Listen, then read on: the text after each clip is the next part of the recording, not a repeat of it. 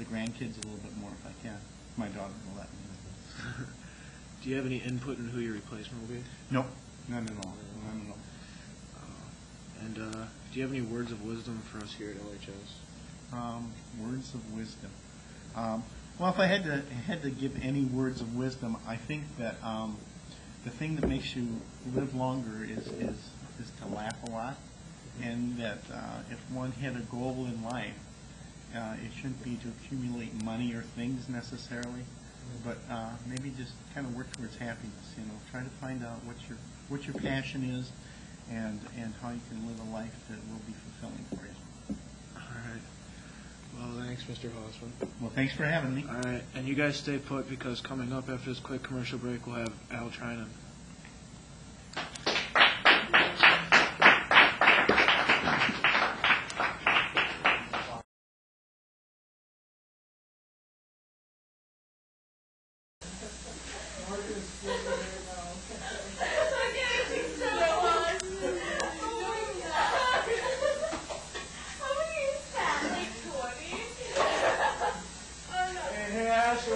I'm leaving now. You need to ride home? No, tell me you're not driving home. Yeah, I'm just buzzing, man. I'm fine. No, you're not driving home. You're so drunk. No, I'm fine.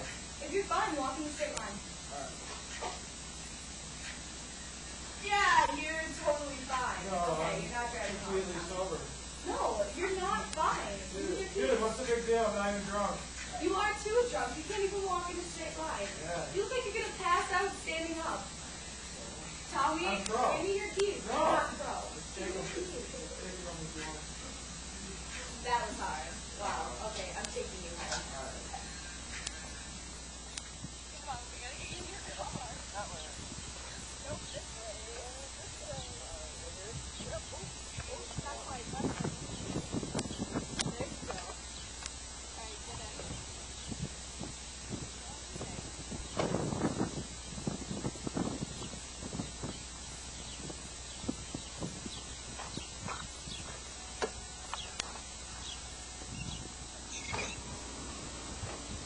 In 2005, 23% of drivers ages 15 to 20 who died in motor vehicle crashes had been drinking alcohol.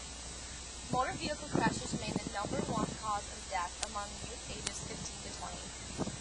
There were 7,460 youth motor vehicle crashes in 2005, and all involved alcohol.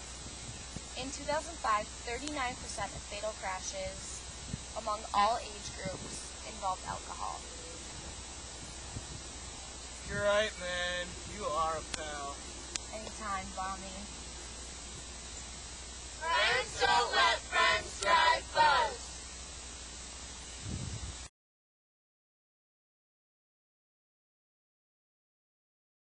We've got our next guest here, Treinen.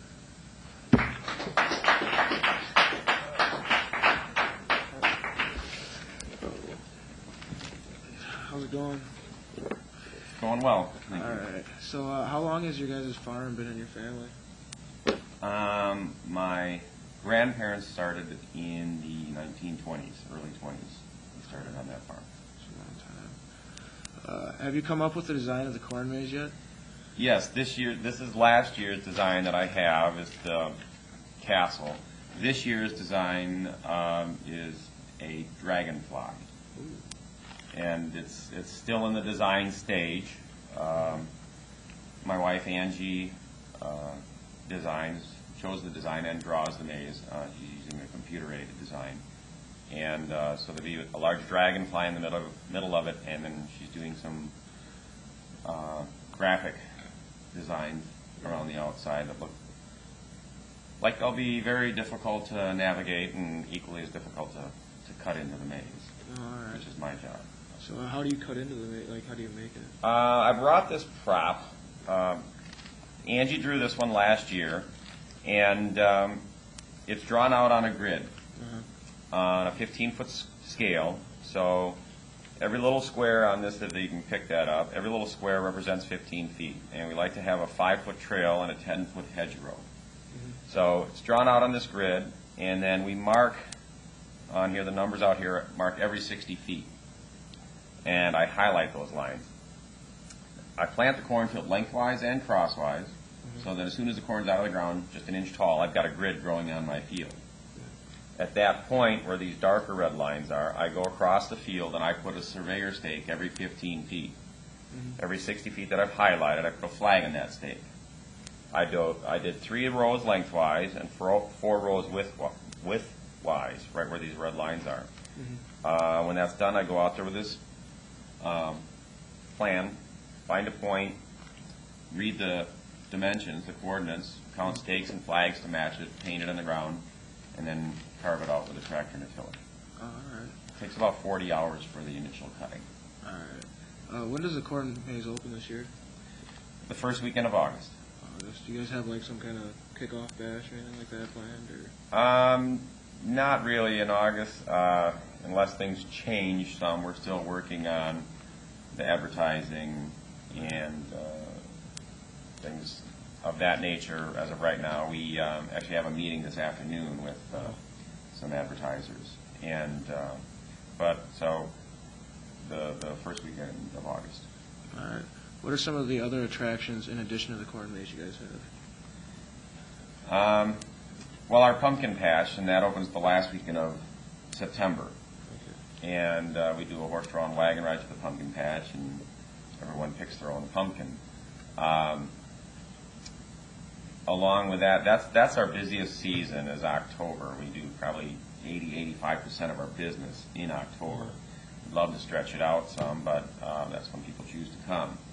And that's more parents with small children. The corn maze attracts teenagers and adults, and the pumpkin patch is parents with young children. And so for the young children, there's a lot of some climbing structures, play structures, the fun house. It's the old corn crib, which we put a slide in, a corn pit, and different things for the kids to play in, the sand pile. And we're continually working at new attractions, new ideas. And we actually had a meeting yesterday with our insurance agent and the underwriter as to what is and is not acceptable as far as liability under their policies. So we've got ideas and some that have already been scrapped. And so I really don't want to go into them because they may not Work. may not come true. All right. What are some things that you do in addition to all your attractions around the farm? Are you guys like a working farm? Yeah, it is a working farm. It's in the midst of planting right now. Yesterday we got the corn maze planted, and planted another field, and today and tomorrow I hope to begin getting my soybeans in. In the past I've done a fair amount of somewhat large-scale animal agriculture, a lot of hogs and beef cattle, and I like doing that, but as the markets fluctuate, you make and lose money on those ventures, and with the tourism aspect of it, animal agriculture is not necessarily a good mix because of all in the summer, and a lot of animals make a lot of manure.